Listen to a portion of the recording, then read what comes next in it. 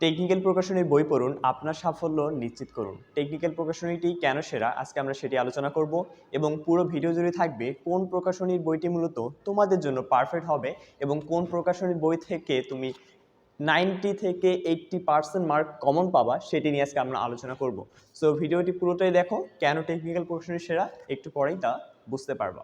তোমাদের ফ্রেন্ডের মাঝে যারা মূলত এখন জেনারেল সেক্টর রয়েছে, তারা কিন্তু মূলত বিভিন্ন ধরনের লেখকের বই পড়ে থাকে। যেমন ধরো ইসাক স্যারের বই, আজহারি স্যারের বই, তাই না? এবং ওই লেখকের বইয়ে কিন্তু তারা মূলত বেশি কেনে যেখান থেকে সবচেয়ে বেশি কমন পাওয়া যায়। অর্থাৎ ধরো মেডিকেলের জন্য কেউ প্রস্তুতি নিচ্ছে, সেই ক্ষেত্রে আলাদা লেখকের বই পড়তেছে।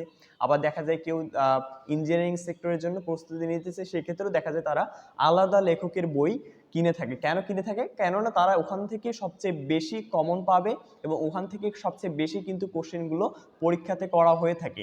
ঠিক সেরকমই বিষয়টা কিন্তু তোমাদের পলিটেকনিক সেক্টরেও রয়েছে। তোমাদের এখানে কিন্তু কোনো লেখকের বই নেই, তবে যেটি রয়েছে সেটা হলো বিভিন্ন ধরনের প্রকাশনীর বই।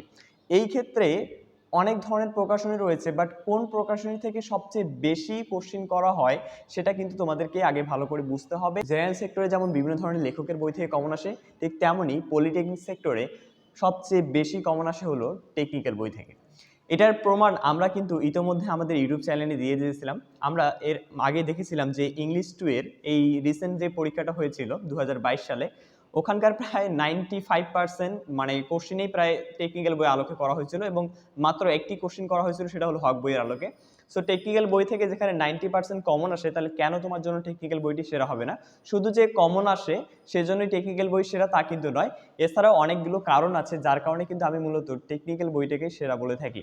এছাড়াও দেখবা যে কিছুদিন আগে রিসেন্ট যখন যারা 2021 সালে ইংলিশ 1 পরীক্ষা দিয়েছিল, তাদের অনেকেরই ধারণা ছিল যে সিলেবাসের নাকি বাইরে কোশ্চিনটা করা হয়েছিল। কিন্তু মজার বিষয়টা হচ্ছে ইংলিশ 1-এ টেকনিক্যাল বই কিন্তু আগে থেকে যে সিলেবাসটা দিয়ে দিয়েছিল, সেই সিলেবাসের অনুসারেই কিন্তু হুবহু কোশ্চিনটা করা হয়েছিল। এটা কিন্তু তোমরা চাইলে মিলিয়ে দেখতে পারবা। এটারও কিন্তু ভিডিও আমি আমার ইউটিউব চ্যানেলে দিয়ে দিয়েছি। তার মানে আমি কখনো কোনো আজগুবি গল্প তোমাদের শোনাচ্ছি না যে টেকনিক্যাল বইটা এই জন্য সেরা বা টেকনিক্যাল বইটা সেরা বলে দিলাম এবং তার কোনো প্রমাণ দিলাম না। এর কিন্তু আমি তোমাদের প্রমাণটাও দিয়ে দিলাম যে আমার ইউটিউব চ্যানেলেই কিন্তু প্রত্যেকটাতে ভিডিওতেই আমি বলে দিয়েছি যে টেকনিক্যাল বই থেকে করা হচ্ছে প্রশ্নগুলো।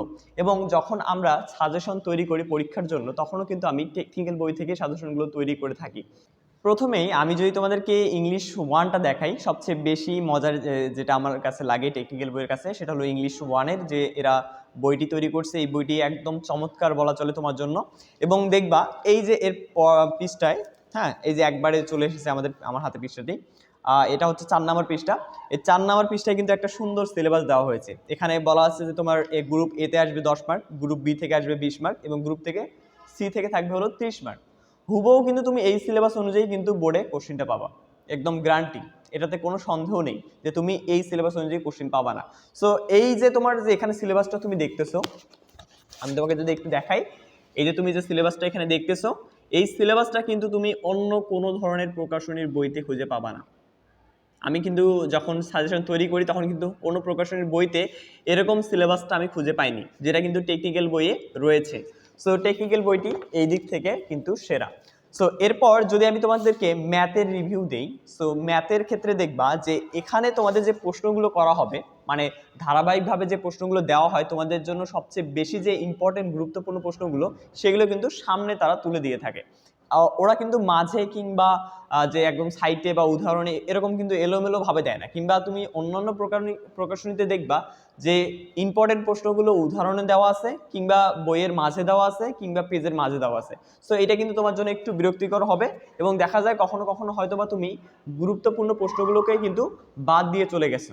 বাট টেকনিক্যাল বইয়ে কিন্তু এটার হওয়ার কোনো সুযোগ নেই, কেননা এখানে সবচেয়ে বেশি এবং গুরুত্বপূর্ণ যে প্রশ্নগুলো রয়েছে সেগুলো কিন্তু এরা সামনেই দিয়ে দেয়।